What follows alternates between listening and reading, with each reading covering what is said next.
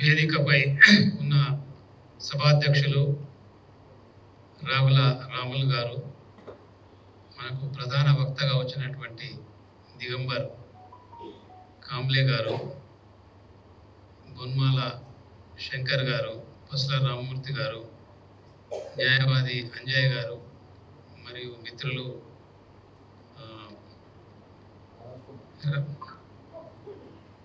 కుమార్ రాజు మరియు ఈ సమావేశానికి వచ్చినటువంటి పెద్దలందరికీ కూడా నమస్తే, జై భీమ్. మాల సమాజం గతంలో నుండి కూడా కొన్ని వందల సంవత్సరాల నుంచి వాళ్ళొక రెండు పనులలో నిమగ్నం అయిపోయి ఉన్నటువంటి సమాజం. ఒకటి వ్యవసాయ ఆధారంగా వ్యవసాయం మీద పనిచేస్తూ వాళ్ళ బ్రతుకు వాళ్ళు బ్రతికేవారు. రెండవది ఒక 200-300 సంవత్సరాల చరిత్ర మనం చూస్తే సైన్యంలో పనిచేసేవాళ్ళు. మహారాష్ట్రలో శివాజీ గారి సైన్యంలో ఉండేది.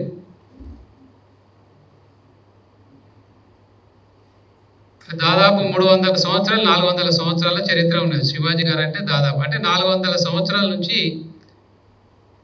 అదేవిధంగా కాకతాయ సామ్రాజ్యంలో కూడా రేచల్ల రుద్రుడు అనే చరిత్ర మనం తీసుకుంటే అక్కడ కూడా మాల సమాజం సైన్యంలో పనిచేసేది. ఇప్పుడున్నటువంటి గుంటూరు జిల్లా పల్నాడు మాల కన్నమదాసు కూడా అక్కడ ఒక సైన్యాధ్యక్షునిగా పనిచేసింది. దీన్ని బట్టి మనకు ఏమర్థమవుతుందంటే, అయితే వ్యవసాయం చేసుకున్నారు, వ్యవసాయం భూమి మీద పనిచేసుకొని బతికారు, లేకపోతే సైన్యంలో చేరి వాళ్ళ జీవనాన్ని వాళ్ళు కొనసాగించారు. సైన్యంలో చేరినంత మాత్రాన ఎక్కడ కూడా వీళ్ళకు భూములు ఇచ్చినటువంటి దాఖలాలు లేవు. రాజు తరఫున యుద్ధం చేసేవాళ్ళు. ఇది మన గత చరిత్ర. ఇప్పుడు మాలల పరిస్థితి ఏంది?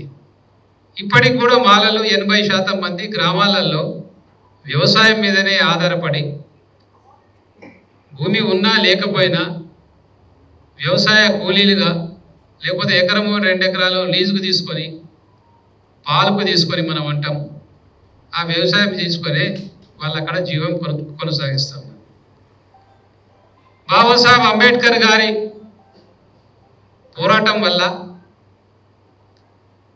1935లో వచ్చినటువంటి యాక్ట్ వల్ల బ్రిటిష్ కాలం నుంచి, తర్వాత 1950లో రాజ్యాంగం వచ్చిన తర్వాత అప్పటి నుంచి ఏంటంటే, ఈ ఒకప్పుడు సామాజికంగా అణచివేతకు గురై అంటరానితనానికి గురైనటువంటి అన్ని సమూహాలకు భారతదేశం వ్యాప్తంలో వచ్చినటువంటి ఆ రిజర్వేషన్ వ్యవస్థలో ఉన్న ఎన్నో వందల కులాల లోపల మాల కులం కూడా ఒక కులంగా, రిజర్వేషన్ మూలంగా బాబాసాహెబ్ అంబేద్కర్ గారి పోరాటం వల్ల విద్య అనేటువంటి రంగంలోకి వీళ్ళు కూడా ఇతర కులాలతోని ఎంటర్ అయి కొంత విద్యారంగంలోకి, కొంత ఉద్యోగ రంగంలోకి రావడం జరిగింది. మరి ఈనాడు మనం తెలంగాణ రాష్ట్రంలో ఉన్నాం. తెలంగాణ రాష్ట్రంలో మరి ఇవాళ బయట జరుగుతున్నటువంటి ప్రచారం, మాలలు ఏదో బాగా ఉద్యోగాలు చేస్తున్నారు, బాగా ధనవంతులు అయిపోయారు. హైదరాబాద్ నగరంలో గుజరాతీలు, మార్వాడీలు, రాజస్థానీలు, ఆంధ్ర కమ్మవాళ్ళు, రాయలసీమ రెడ్డివారు, వీళ్ళందరూ కూడా వేల కోట్లకు అధిపతులు.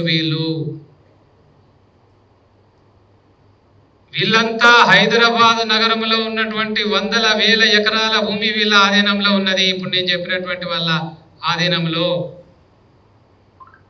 వాళ్ళ గురించి చర్చనే లేదు.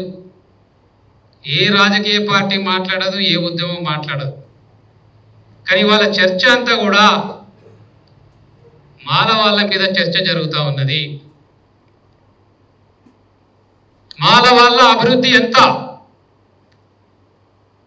మరి ఏ ప్రభుత్వం కూడా గణాంకాలతోని గతంలో వచ్చినటువంటి జస్టిస్ రామచంద్రరాజ్ కమిషన్ కానీ తర్వాత వచ్చినటువంటి ఉషా మహిరా కమిటీ కానీ ఎక్కడ కూడా మాలలు అభివృద్ధి చెందినరు అనేటువంటి డాటా ఎక్కడ కూడా లేదు.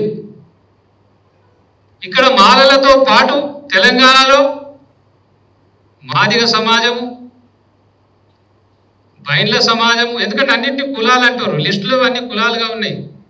పంబాల కులం, నేతకాని కులం, ఎన్ని కులాలు, దాదాపు ఒక 30 కులాలు, దాదాపు ఈ 59 కులాల్లో 30 నుంచి 40 కులాలకు విద్య లోపల, ఉద్యోగాల లోపల ప్రాతినిధ్యం వహిస్తూ ఉన్నారు. ఈ డేటాను ప్రభుత్వం ఎందుకు మరి బయటికి తీసుకురావడం లేదు?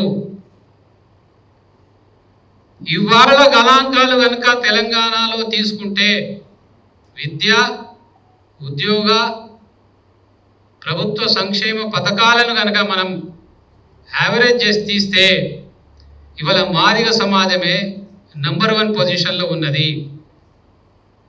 కానీ ప్రచారం ఏం జరుగుతున్నది?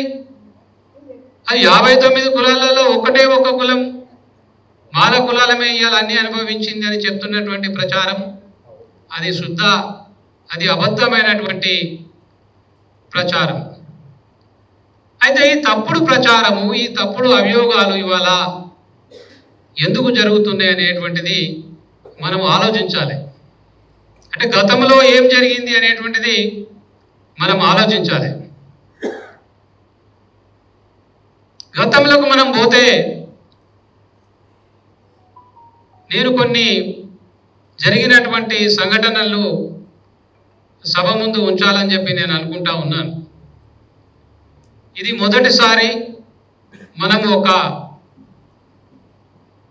సామాజిక రాజకీయ అవగాహన సదస్సు అని చెప్పి మరి సిరిసిల్లలో చిన్నగా ఏర్పాటు చేసుకోవడం జరిగింది. ఈ సభలో మాట్లాడడానికి నేను ఎక్కువ సబ్జెక్టు నేనేం తయారు చేసుకోలేదు.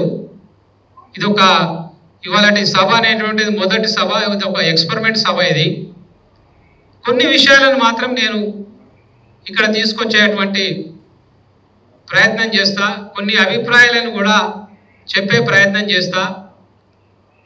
నేను చెప్పేటువంటి అభిప్రాయాలు సభకు నచ్చకపోవచ్చు, నా తర్వాత మాట్లాడేటువంటి వక్తలకు నేను మాట్లాడిన దాన్ని విభేదించి మాట్లాడడానికి వాళ్ళకు 100% నేను రైట్ ఉన్నదని చెప్పి నేను వేదిక మీద ఉన్నటువంటి నా తర్వాత మాట్లాడే వారికి నేను విజ్ఞప్తి చేస్తూ ఉన్నాను.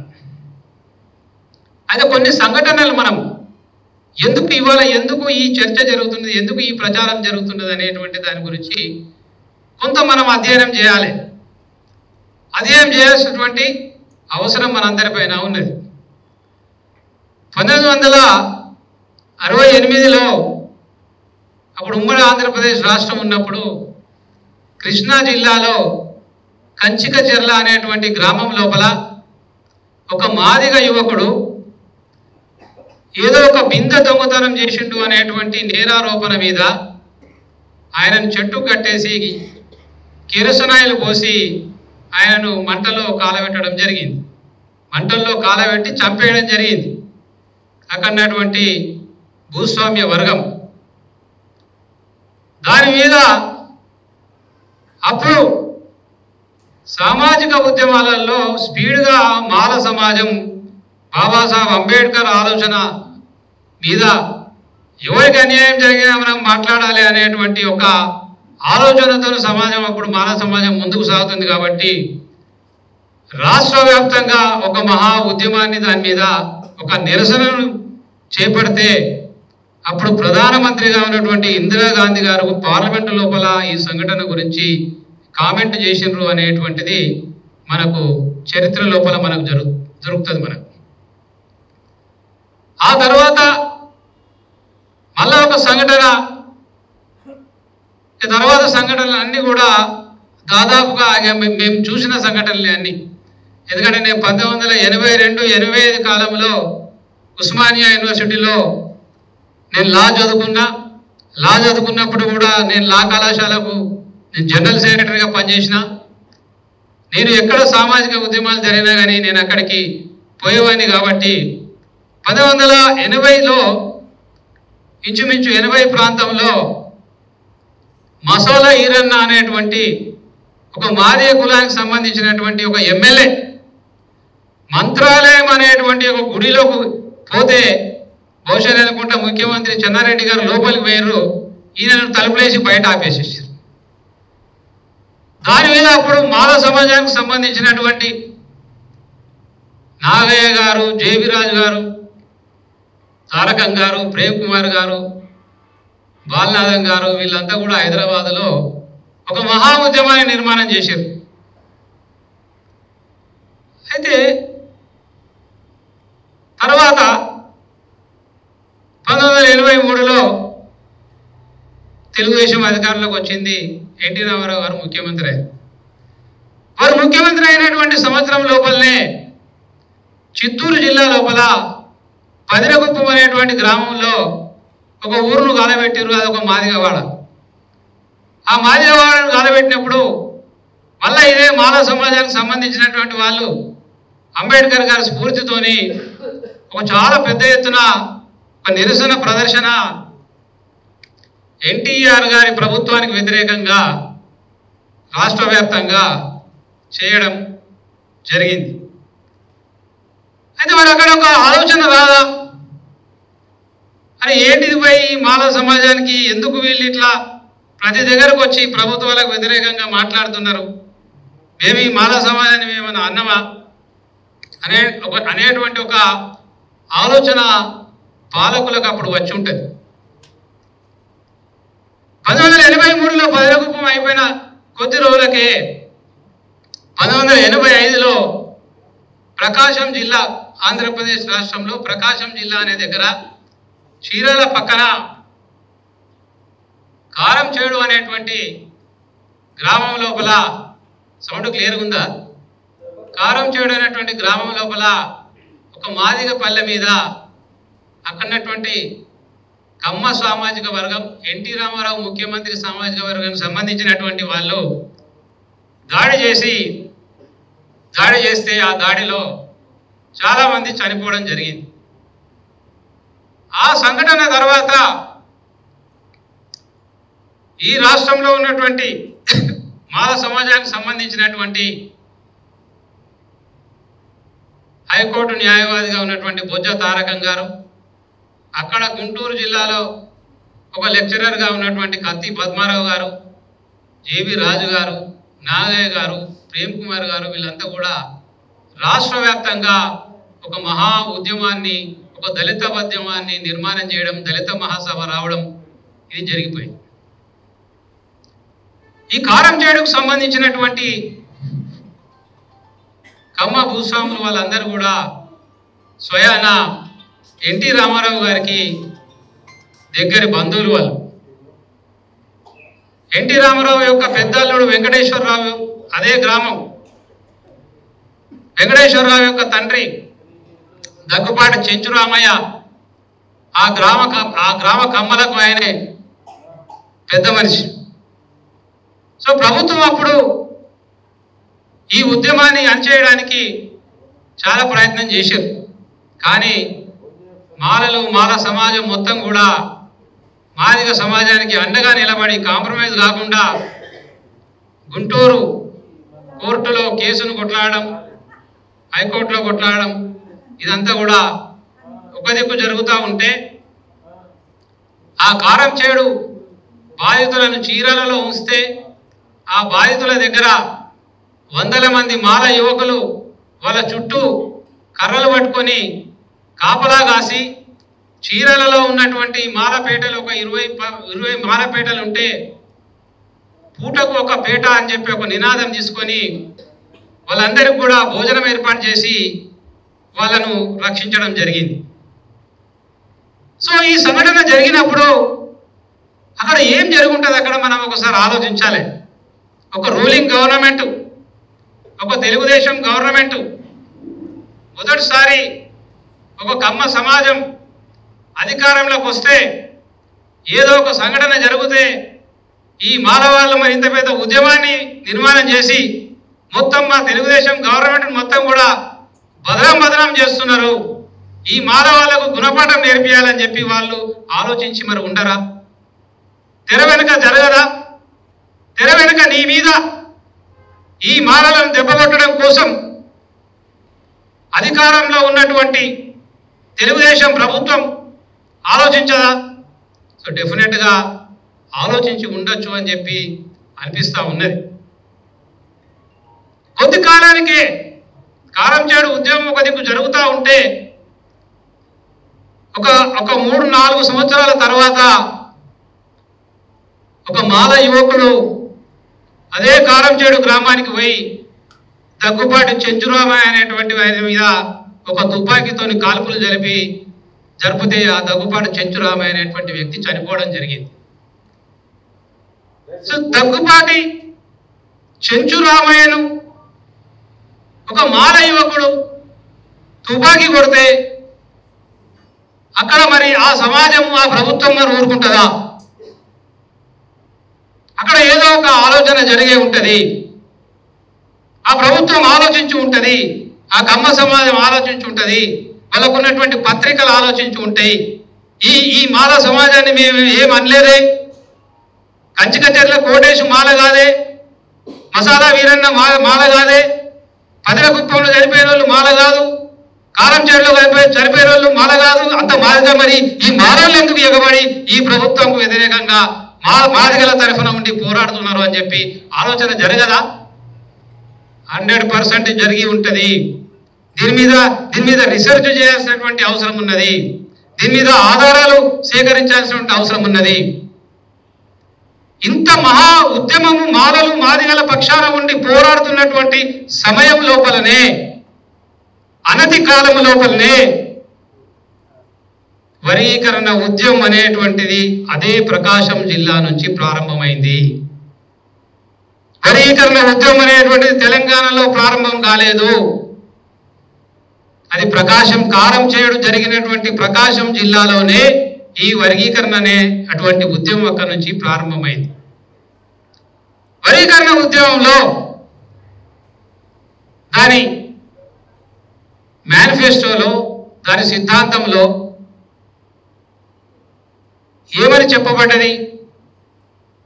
మాల సమాజం విద్య లోపల, ఉద్యోగాల లోపల అన్ని వాళ్ళే అనుభవించరు, మాదిగ సమాజం వెనుకబడిపోయి ఉన్నది, కాబట్టి మాకు వర్గీకరణ కావాలి అని చెప్పేసి సడన్గా ఒకటేసారి ఈ యొక్క ఉద్యమం యొక్క నినాదం ఉమ్మడి ఆంధ్రప్రదేశ్ రాష్ట్రం లోపల పెద్ద శీర్షికల లోపల, పెద్ద పత్రికల లోపల రావడం జరిగింది. దానికంటే ముందు మరి ఇక్కడ 1989లో ఒక దళిత సమాజం, దళిత ఉద్యమం అంతా ఒక రాజకీయ ఉద్యమంగా, ఉత్తర భారతదేశంలో ఒక నాయకునిగా ఉన్నటువంటి కాన్షీరామ్ గారిని ఇక్కడికి తీసుకొచ్చి 1989లో ఒక బహుజన్ సమాజ్ పార్టీని స్థాపించి ఇక్కడ రాజకీయ పోరాటానికి దళితులు, మాలలు, మాదిగలు, ఎస్సీలు, ఎస్టీలు, బీసీలతోని కలుపుకొని ఒక రాజకీయ ఉద్యమానికి పోవాలని ఒక ఉద్యమం జరుగుతున్నప్పుడు ఆ ఉద్యమానికి సంబంధించి ఒక జాతీయ నాయకుడైనటువంటి కాన్షీరామ్ యొక్క వార్తలు ఈ ప్రధాన పత్రికల లోపల చాలా చిన్నగా వచ్చే, ఈ ప్రధాన పత్రికల లోపల ఆ వార్తలు సరిగా వచ్చేవి కాదు. ఎంత ఉద్యమంతో నేను ఉన్నటువంటి వ్యక్తిని నేను. కారంచేడు జరిగినప్పుడు 1985లో ఆ కారంచేడు క్యాంపుకు నేను పోయినా 1985 ప్రాంతంలో. తర్వాత 85, 86, 87 మధ్యలో దాదాపు ఒక 20 మీటింగ్లు నేను ఆ ప్రాంతం లోపల గుంటూరు జిల్లా కోర్టు దగ్గర కేసు జరిగినప్పుడు ఎన్నోసార్లు నేను తారకం గారు ఎంబడి కూడా నేను కోర్టుకు కూడా పోవడం జరిగిన. అప్పుడు నా వయసు 23 సంవత్సరాలు. అప్పుడు నా వయసు 23 years, 23 సంవత్సరాలు. కానీ ఒక 20 సార్లు పోయింది నేను అక్కడికి. అక్కడ నుంచి నేను ఫాలోఅప్ చేస్తా ఉన్నా, ఎక్కడెక్కడ ఏ సంఘటన జరిగింది, ఎట్లా సంఘటన జరిగింది అని చెప్పి. మేము వెళ్ళి కాంశీరామ్ గారి దగ్గర 89లో వెళ్ళి కాంశీరామ్ గారిని తీసుకొచ్చి ఇక్కడ పార్టీ పెట్టినప్పుడు నేను మామూలు వ్యక్తిగా లేను. కరీంనగర్ ఎంపీగా పోటీ చేసింది నేను ఇక్కడ 1989లో. అప్పుడు నా వయసు 27 సంవత్సరాలు. సో నేను మాట్లాడే ప్రతి అంశం కూడా నేను గమనించినటువంటి విషయాలనే నేను మాట్లాడుతున్నా. నేను పుస్తకాలలో చదువు, నేను పేపర్లలో చదువు, లేకపోతే ఎవరో చెప్తానో విని నేను మాట్లాడతలేను. ఈ విషయాల మీద రీసెర్చ్ చేయాల్సినటువంటి అవసరం ఉన్నది. ఒక యావత్ భారతదేశంలో తిరుగుతున్నటువంటి కాంశీరామ్ యొక్క వార్తలు, పెద్ద పెద్ద మీటింగ్ల యొక్క వార్తలు పత్రికల లోపల చాలా చిన్నగా వస్తుండే. కానీ వర్గీకరణ ఉద్యమానికి ఎంఆర్పిఎస్ అని చెప్పి నాయకత్వం వహిస్తున్నటువంటి ఒక వ్యక్తి యొక్క వార్తలు అదే పత్రికల లోపల చాలా పెద్ద వార్తలు, కాంశీరామ్ వార్త కంటే కూడా 4 రెట్లు పెద్దగా ఆ వార్త వచ్చేది. దాని తర్వాత దానికి పోటీగా పివి రావు గారి నాయకత్వంలో మాల మహానాడు అనేటువంటి సంస్థ వచ్చింది. మళ్ళా మన సెకండ్ పొజిషన్లో మాల మహానాడు అనేటువంటి వార్త వస్తుండే పత్రికల లోపల. బహుజన ఉద్యమం అనేటువంటి వార్త, దళిత ఉద్యమం అనేటువంటి వార్త, అంబేద్కర్ సంఘాలు అనేటువంటి వార్త పత్రికలకి మొత్తానికి ఎగిరిపోవడం జరిగింది. అక్కడ ప్రారంభమైనటువంటి ఒక మైండ్ సెట్ మొత్తం కూడా ఒక పక్కన వర్గీకరణ చేయమని, ఒక పక్కన వర్గీకరణ వద్దనేటువంటి ఆర్గ్యుమెంట్కు సంబంధించినటువంటి వార్తలు ప్రధాన శీర్షికలలో ఒకటికి పత్రికల లోపలికి రావడం జరిగింది. సరే, అభియోగం తీసుకుందాం. సరే, అది పక్కన పెడదాం. అభియోగమే తీసుకుందాం. అభియోగం ఏంది? మాలలు విద్య లోపల, ఉద్యోగాల లోపల ఎక్కువ ఉన్నారు అనేటువంటిది ఒక అభియోగం. అప్పుడు ముఖ్యమంత్రి ఎవరు? చంద్రబాబు నాయుడు గారు ముఖ్యమంత్రి. సో చంద్రబాబు నాయుడు గారికి, తెలుగుదేశం పార్టీకి అప్పుడు దళిత సామాజిక వర్గానికి సంబంధించినటువంటి ఓటు బ్యాంకు తెలుగుదేశం పార్టీకి అప్పుడు లేదు. సో దళిత సమాజం నుంచి ఓటు బ్యాంకు తెచ్చుకోవాల్సినటువంటి అవసరం చంద్రబాబు నాయుడు గారికి ఉండే. కాబట్టి చంద్రబాబు నాయుడు గారి పాత్ర ఇక్కడ ఏముండే అనే దాని మీద రీసెర్చ్ చేయాల్సినటువంటి అవసరం ఉన్నది. చంద్రబాబు నాయుడు గారు, వెంకయ్య నాయుడు గారు మరి ఎంఆర్పిఎస్ ఉద్యమాన్ని వాళ్ళు భుజాల మీద వేసుకొని నడిపిరు అనేటువంటి విషయము దాదాపు ఇక్కడ కూర్చున్న దాంట్లో సగం మంది కూడా తెలిసినటువంటి విషయం. ఎందుకు మరి వాళ్ళు భుజాన వేసుకున్నారు? వాళ్ళకు మాదిగల మీద ప్రేమతో వేసుకున్నారా, లేకుంటే మాలల మీద ద్వేషంతో వాళ్ళు వేసుకున్నారా? ఏది ఏమైనప్పటికీ కూడా ఈ లెక్కలకు జవాబు చెప్పాల్సినటువంటి అవసరం ఉన్నది. ఆంధ్ర ప్రాంతానికి సంబంధించినటువంటి ఉద్యోగాలను, విద్యను ఆంధ్ర ఏరియాలోనే నువ్వు లెక్క తీస్తే, ఎందుకంటే జస్టిస్ రామచంద్రరాజ్ కమిషన్ రిపోర్ట్ ఏం చెప్తుందంటే మాలల జనాభా ఆంధ్ర లోపల 66.6 అని చెప్తున్నది. 66.61 మాలల జనాభా ఆంధ్ర లోపల 66.6 అన్నప్పుడు సహజంగా మనవాడు 66 నుంచి 70% ఉద్యోగాలలో అక్కడ ఆంధ్రలో ఉండేటువంటి అవకాశం ఉన్నది. కాబట్టి ఆంధ్రకు తీస్తే నీకు తెలిసిపోయి ఉండేది. కానీ దాన్ని తీయడానికి ఎవరు కూడా సిద్ధంగా లేరు. ఇక తెలంగాణకు మనం వస్తాం. తెలంగాణకు మనం వచ్చినప్పుడు తెలంగాణలో ఎప్పుడైనా ఇక్కడ 1970 వరకు అసలు ఇక్కడ తెలంగాణలో రిక్రూట్మెంట్లో అసలు రిక్రూట్మెంటే ఫిలప్ కాలే ఇక్కడ. ఎందుకంటే తెలంగాణలో 1970 వరకు ఇక్కడ గ్రాడ్యుయేట్స్ లేరు. ఇక్కడ తెలంగాణలో రెడ్డిలు కూడా ఇంకా గ్రాడ్యుయేట్స్ లేరు, బీసీలు కూడా గ్రాడ్యుయేట్స్ లేరు, ఎస్సీలు గ్రాడ్యుయేట్స్ అసలే లేరు 1970 వరకు. 1970 తర్వాతనే తెలంగాణ ప్రాంతం లోపల మాలలు, మాదిగలు, బీసీలు, రెడ్లు కూడా గ్రాడ్యుయేట్స్ సంఖ్య అనేటువంటిది 1970 తర్వాతనే ఆరంభమైంది. 1970 వరకు తెలంగాణ లోపల ఇక్కడ లోకల్ రిజర్వేషన్స్ కూడా సంపూర్ణంగా ఫిలప్ కాలేదు. సంపూర్ణంగా రిజర్వేషన్స్ ఫిలప్ కానప్పుడు మరి మాలలు నువ్వు తెలంగాణలో ఉన్నారని నువ్వు ఎట్లా మాట్లాడగలుగుతారు? ఇప్పుడు ఉన్నటువంటి ఒక ప్రొఫెసర్ హరగోపాల్ లాంటి వ్యక్తి, ఒక బాలగోపాల్ లాంటి వ్యక్తి, ఒక ప్రొఫెసర్ జనార్దన్ రావు లాంటి వ్యక్తులకు ఈ విషయం తెలియదా? ఒక తెలంగాణ ఉద్యమంలో ఎన్నో అధ్యయనం చేసినటువంటి ఒక వి ప్రకాష్ గారికి ఈ విషయం తెలియదా? 1975 తర్వాతనే ఇక్కడ రిక్రూట్మెంట్ అనేటువంటిది తెలంగాణ ఎస్సీల రిక్రూట్మెంట్ అనేటువంటిది తెలంగాణలో సంపూర్ణంగా ఒక జరగడం అనేటువంటిది 75 తర్వాతనే జరిగింది అనేటువంటిది నేను చాలా మంది ఉద్యోగస్థ నాయకులను అడిగితే వాళ్ళు చెప్తా ఉంటారు. అయితే మనం ఎక్కడి నుంచి తీసుకోవాలి కొలమానము? 1970-75 నుంచే తీసుకోవాలి. 1970-75 నుంచి అంటే ఎంత అంటే ఒక 50 సంవత్సరాల చరిత్ర. ఈ 50 సంవత్సరాల చరిత్ర కింద గవర్నమెంట్ సోషల్ వెల్ఫేర్ హాస్టల్ పెట్టింది. ఎన్టీ రామారావు ముఖ్యమంత్రి వచ్చిన తర్వాత ప్రభుత్వ గురుకుల పాఠశాలలు పెట్టడం జరిగింది. కాచిగూడలో ఎస్సీ హాస్టల్, మోజంజాయి మార్కెట్లో ఎస్సీ హాస్టల్, హైదరాబాద్లో, అదేవిధంగా కరీంనగర్లో, నిజామాబాద్లో, వరంగల్లో ఈ హాస్టల్స్ వచ్చినప్పుడు ఆ చరిత్రను కనుక మనం తీసుకుంటే ఈ సోకాల్డ్ మేధావులం అని చెప్పుకునేటువంటి వాళ్ళు తెలంగాణలో మీరు స్టడీ చేస్తే అప్పుడు మాల సమాజానికి సంబంధించినటువంటి వాళ్ళు, మాదిగ సమాజానికి సంబంధించినటువంటి వాళ్ళు, ఇతర కులాలు కూడా ఈ 59 కులాల్లో ఉన్నటువంటి 30-35 కులాలు అందరూ కూడా ఈ హాస్టల్స్ లో చేరి వీళ్ళందరూ కూడా విద్యను అభ్యసించరు, వీళ్ళందరూ కూడా ఉద్యోగాలకు వచ్చారు.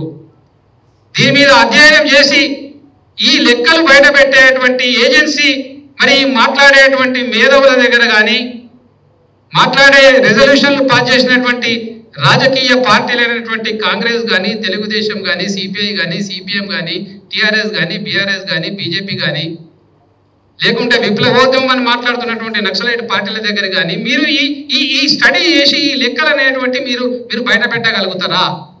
ఈ సోకాళ్ళు మేధావులము, సోకాళ్ళు మేము తెలంగాణ ఉద్యమంలో మేము పనిచేసినాము అని చెప్పి అనేటువంటి వాళ్ళు దీన్ని బయట పెట్టగలుగుతారా?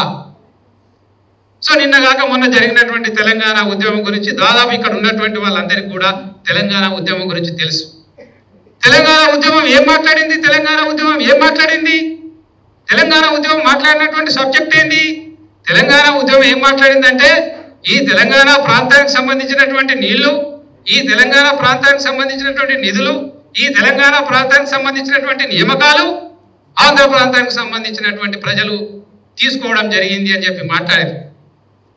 తెలంగాణలో ఉన్నటువంటి అన్ని రాజకీయ పార్టీలు, ఇప్పుడు నేను చెప్పినటువంటి రాజకీయ పార్టీలు, నేను చెప్పినటువంటి విప్లవ సంస్థలు, అన్ని సామాజిక సంస్థలు అన్ని కూడా ఎస్ కరెక్ట్ అని చెప్పి మాట్లాడడం జరిగింది.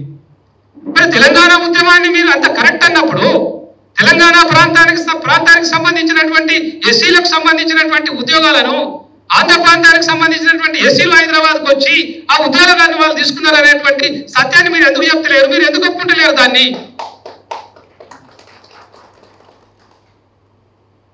స్టేట్ మెర్జర్ జరిగిన తర్వాత 1956లో స్టేట్ మెర్జర్ జరిగిన తర్వాత మద్రాసు నుంచి ఏదైతే కర్నూలుకు వచ్చి, కర్నూలు నుంచి ఏదైతే హైదరాబాదు సెక్రటేరియట్కి ఒకటేసారి 30,000 మంది 40,000 మంది ఆంధ్ర ఉద్యోగులు వచ్చారని చెప్పి తెలంగాణ ఉద్యమకారులు చెప్తున్నారు కదా. మరి అందులో ఎస్సీలు కూడా వచ్చారు కదా. ఆంధ్ర ఎస్సీలతోనే ఫిలప్ అయింది కదా, తెలంగాణ ఎస్సీలతో ఫిలప్ కాలేదు కదా. అయితే కావచ్చు. అయితే ఒకటి అబ్జర్వేషన్లో తేలింది ఏంటంటే ఆంధ్ర ప్రాంతం నుంచి కమ్మోళ్ళు వలస వచ్చినట్టు, బ్రాహ్మణులు వలస వచ్చినట్టు, రాయలసీమ నుంచి రెడ్డోళ్ళు వలస వచ్చినట్టు ఆంధ్ర ప్రాంతం నుంచి మాలలు అధికంగా హైదరాబాద్కు వలస వచ్చారు. ఆంధ్ర ప్రాంతానికి సంబంధించినటువంటి మాదిగలు ఎక్కువ వలస రాలేదు హైదరాబాద్కు. అంటే దాని కారణాలు దానికి ఉన్నాయి. అంత మాత్రాన మాదిగలు చదువు లోపల, ఉద్యోగాల లోపల ఆంధ్రలో లేరని కాదు. క్రైస్తవ మిషనరీల లోపల నేను దానం అనేటువంటి ఐఏఎస్ ఆఫీసర్తో ఒక 10-15 సంవత్సరాల క్రితం నేను మాట్లాడినప్పుడు ఆయన చెప్పింది ఏంటంటే పెద్ద క్రైస్తవ మిషనరీలు, పెద్ద పాస్టర్లు, పెద్ద బిషప్లు అందరూ కూడా వేణుగోపాల్ మా ప్రకాశం జిల్లా, మా నెల్లూరు జిల్లాల అంత మాదిగల చేతుల్లో ఉన్నది, వీళ్ళు మాట్లాడేదంత తప్పు అని చెప్పిండు ఆయన.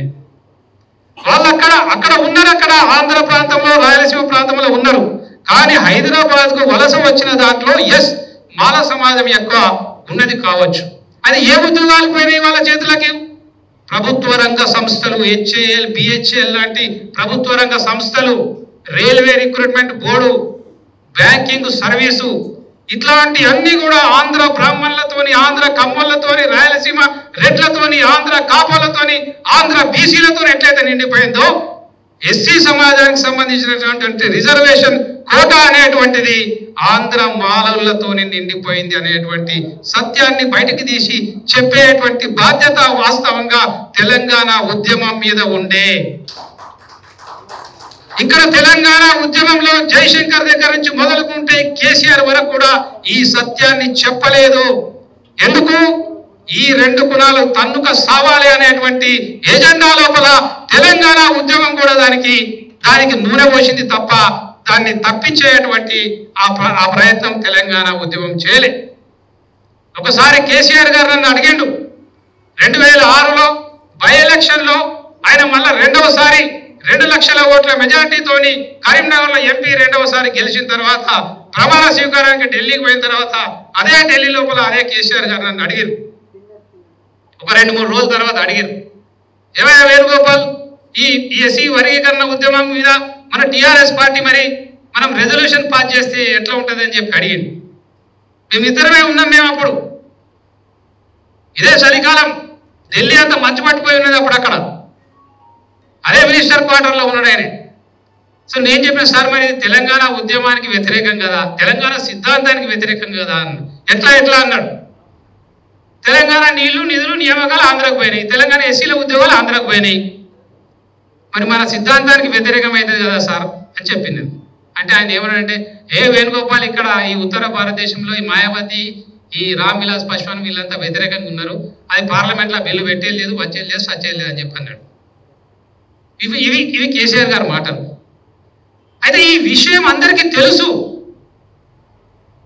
మసిపూసి మారేడుకాయ చేయడము, సత్యాన్ని బురదలో తొక్కి ఇవాళ ఏదో ఒక కులాన్ని టార్గెట్ చేయడం కోసం ఇవాళ ఈ లెక్కలన్నింటినీ కూడా తారుమారు చేసి చెప్తున్నటువంటి దాని వెనుక ఆనాడు తెలుగుదేశం పార్టీ, ఈనాడు బీజేపీ పార్టీ, ఈనాడు కూడా చంద్రబాబు నాయుడు, వెంకయ్య నాయుడు, కిషన్ రెడ్డి, మిగతా వాళ్ళు కూడా అందరూ కూడా దీంట్లో పాలు పంచుకొని ఎవరికి కూడా ఈ 2 కులాలు కలిసి ఉండాలనేటువంటి ఇష్టం ఎవరికి కూడా లేదు.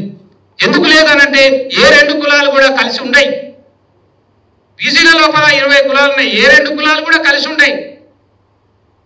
బ్రాహ్మణులు, కమ్మలు, లేకపోతే రెడ్లు, వెల్మలు, కోటోలు, వాళ్ళు ఏ 2 కులాలు కూడా కలిసి ఉండయి. ఏ 2 కులాలు కూడా కలిసి ఉండనటువంటి ఈ సమాజం లోపల ఎస్సీల లోపల ఉన్నటువంటి ప్రధానమైనటువంటి ఈ 2 కులాలు కలిసి ఉంటాయంటే ఎట్లా కలిసి ఉండనిస్తారు? దీని మీద మనం ఆలోచన చేయాలని చెప్తా ఉన్నాను. సమాజం మొత్తం కూడా కలిసి ఉండనియది. కాబట్టి ఇప్పుడు ఒక సమాజం స్లోగన్ ఇచ్చింది, మేము కలిసి ఉండము అని చెప్పి అంటున్నారు. అంటే మళ్ళీ మాల సమాజం కలిసి ఉందాం అని అంటే ఎట్లా వర్కౌట్ అవుతుంది? అది మొత్తం సమాజం దానికి వ్యతిరేకంగా ఉన్నది, చీల్చి పడేయాలనేటువంటి.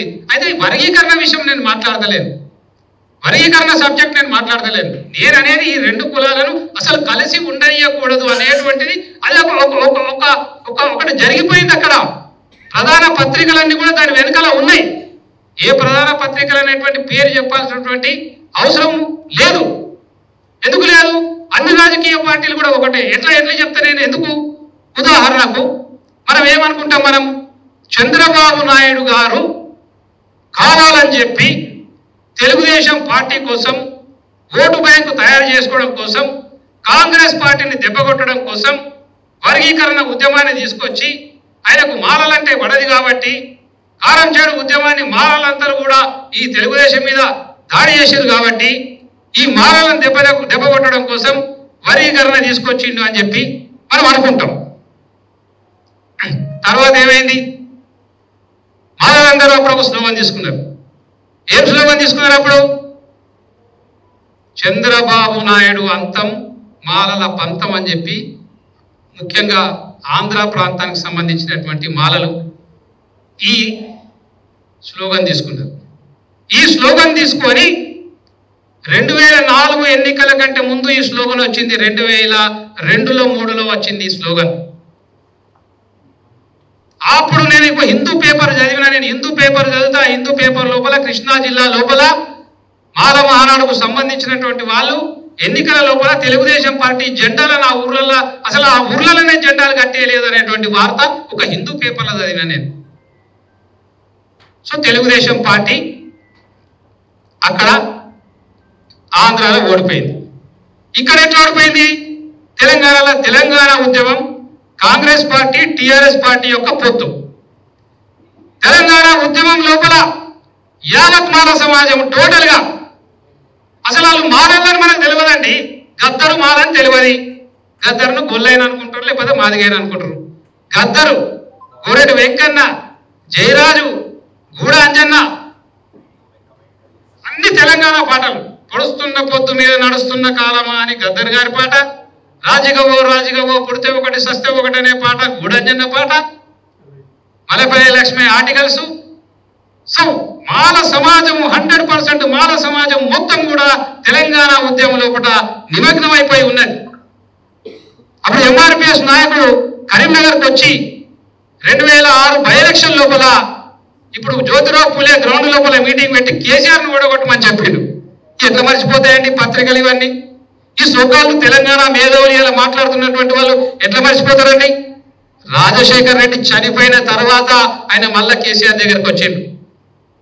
రాజశేఖర్ రెడ్డి బతుకుంటే ఆయన కేసీఆర్ దగ్గరికి వచ్చేటోడే కాదు. So it's everything is politics linked up. ఈ వర్గీకరణ ఉద్యమం అనేటువంటిది మొత్తం కూడా రాజకీయ పార్టీల చదరంగం లోపల ఒక పావుగా దీన్ని వాడిస్తున్నారు తప్ప ఇది ఇది ఇది ఇది రెండు కులాల యొక్క ఆట కాదు అనేటువంటి గమనించాలి. దాని మీద రీసెర్చ్ చేయాల్సినటువంటి అవసరం ఉన్నదని చెప్పి మా కాంబ్లే గారికి నేను చెప్తా ఉన్నాను. మా కాంబ్లే గారికే కాదు, నేను ఇక్కడ కూర్చున్నటువంటి ఈ 10 మందికి నేను చెప్తా ఉన్నాను. ఈ చర్చ అనేటువంటిది, ఈ ఆలోచన అనేటువంటిది, దీనికోసం మనం ఎట్లా దీన్ని పాత పేపర్లన్నీ తీసి మొత్తం ఎట్లా రీసెర్చ్ చేయాలి అనేటువంటిది మనకు అవసరం ఉన్నది. సో ఈ టిఆర్ఎస్ కాంగ్రెస్ పొత్తు అక్కడ ఆ స్లోగన్తోని కాంగ్రెస్ పార్టీ అధికారంలోకి వచ్చింది 2004లో. రాజశేఖర్ రెడ్డి గారు ముఖ్యమంత్రి అయ్యారు. రాజశేఖర్ రెడ్డి ముఖ్యమంత్రి అయిన తర్వాత ఏం చేసిండు ఆయన వెంటనే మళ్ళా అసెంబ్లీ లోపల మళ్ళా రెజల్యూషన్ పాస్ చేసిండు. ఆయన వర్గీకరణకు అనుకూలంగా పాస్ చేసి ఉషామైన కమిటీ వేసిండు ఆయన. అంటే ఎట్లా మళ్ళా కాంగ్రెస్ పార్టీ ఈ విషయంలో మళ్ళా చంద్రబాబు నాయుడు అవలంబించినటువంటి థియరీనే మళ్ళా కాంగ్రెస్ పార్టీ మళ్ళా అవలంబించింది. సో కాబట్టి చర్చ ఏమనుంటది? అలా చర్చ ఏముంటది? కాంగ్రెస్ పార్టీ రెజల్యూషన్ పాస్ చేసింది, తెలుగుదేశం పార్టీ చేసింది, సిపిఐ చేసింది, సిపిఎం చేసింది, సమస్త సమాజంలో ఉన్నటువంటి అన్ని రాజకీయ పార్టీలు దీనికి రెజల్యూషన్ పాస్ చేసినాయి. అందరు సపోర్ట్ దీనికి ఏమున్నది అంటే 100% దానికి సపోర్ట్ చేస్తారు వర్గీకరణకు. ఎందుకంటే ఒకసారి స్టార్ట్ అయిపోయింది కాబట్టి అందరూ కూడా దానికి ఆల్రెడీ మద్దతు ప్రకటించి ఉన్నారు కాబట్టి దాని మీదనే నిలబడతారు.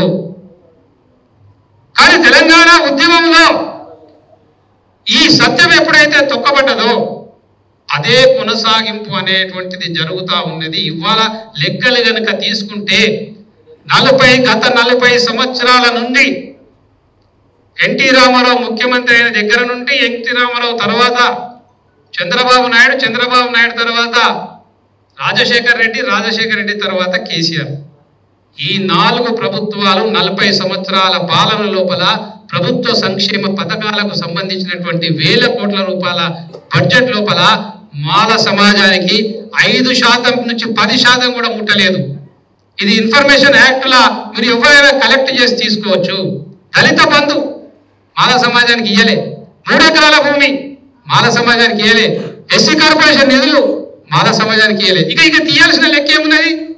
విద్యా ఉద్యోగాలు కూడా తీరు. ఇప్పుడు తెలంగాణ లోపల ఈ సోకాళ్ళు మేధావులు, మీరు దుమ్ము వసుడు కాదు, మీరు మాల సమాజం మీద బురద వసుడు కాదు, బెదిరించుడు కాదు, ఒక విధమైనటువంటి బెదిరింపులకు ఇవాళ పూనుకుంటా ఉన్నారు. మేధావులు అనేటువంటి ముసుగు లోపల ఇవాళ ఒక గుండోయిజం సంబంధించినటువంటి మాటల ప్రదర్శన ఇవాళ హైదరాబాదు నగరం లోపల జరుగుతూ ఉన్నది. ఏ రకమైనటువంటి వాస్తవాలను బయటికి తీయకుండా ఇవాళ ఏకపక్షంగా ఇవాళ ఒక కులం మీద దాడి చేసేటువంటి, ఒక మాల కులం మీద దాడి చేసేటువంటి ఒక ఎజెండా అనేటువంటిది ఇక్కడ అమలు జరుగుతున్నది. దాని వెనకాల ఇలా బీజేపీ పార్టీ ఉన్నది. ఇలా వర్గీకరణ సబ్జెక్ట్ కాదు. వర్గీకరణ సబ్జెక్ట్ అయితే వర్గీకరణ గురించే మాట్లాడాలి, ఇది మాల సమాజం గురించి మాట్లాడాల్సిన అవసరం లేదు. ఇలా మణిపూర్ లోపల ఏదైతే కుకీలు మైతీలు అనేటువంటి రెండు తెగల మధ్యలో ఏ విధంగానైతే ఒక యుద్ధం జరిగి ఒక హింస అనేటువంటిది మణిపూర్లో జరిగిందో ఆ రకమైనటువంటి ఒక హింస ఆ రకమైనటువంటి ఒక చర్య తెలంగాణ ప్రాంతంలో తీసుకురావడానికి ఇవాళ బీజేపీ యొక్క స్కెచ్ అనేటువంటిది ఇక్కడ తెలంగాణలో క్లియర్ కట్ గా కనబడతా ఉన్నది. ఆ స్కెచ్ లో భాగంగానే నేను పేర్లు తీయాల్సినటువంటి అవసరం లేదు.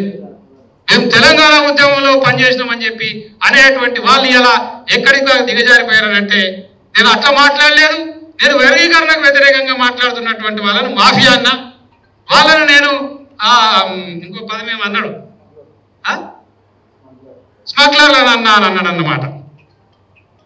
అంటే అదేంది, అది ఒక రకమైనటువంటి ఫిక్సేషనే. దాని ఇంప్లైడ్ మీనింగ్ ఏంది? నువ్వు ఎవరు అంటున్నావు? ఇవాళ మాలల పరిస్థితి తెలంగాణలో ఏంది? కారు డ్రైవర్లుగా ఉన్నారు, ఎలక్ట్రీషియన్లుగా పనిచేసుకుంటారు, రైతు కూలీలుగా ఉన్నారు. ఎంతమంది ఉన్నారండి విద్యా ఉద్యోగాలు? లెక్కలు తీసి మీరు అభియోగాలు పెట్టండి. ఎంతమంది డాక్టర్లు ఉన్నారు మాలలు? ఎంతమంది డాక్టర్లు? ఇతర కులాలు మాదిగలు ఇతరులు ఉన్నారు. ఎంతమంది అడ్వకేట్లు ఉన్నారు? క్లియర్ కట్ పట్టుకునే దొరుకుతుంది. కేసీఆర్ చెప్పింది కదా, ఏమున్నది అలా సెక్రటేరియట్ కాడ ఆనిగపాయ పట్టుకొని నిలబడితే ఆనిగపాయ అన్నాడు తెలంగాణోడు, సోరకాయ అన్నాడు ఆంధ్రోడు, ఏమున్నది అన్నాడు. అని గవర్నమెంట్ తలుసుకుంటే పెద్ద పెద్ద పొలిటికల్ పార్టీలు పెద్ద పెద్ద మేధావులు మీకు తీయరాదా? ఈ లెక్కలు తీయరాదా? ఎంతమంది మాలలు డాక్టర్లు ఉన్నారు, ఎంతమంది మాలలు అడ్వకేట్లు ఉన్నారు, ఎంతమంది డాక్టర్లు ఎంతమంది మాలలు గ్రూప్ 1 ఆఫీసర్లు ఉన్నారు, ఎంతమంది సివిఎస్ ఐఏఎస్ ఐపీఎస్ అంటారు.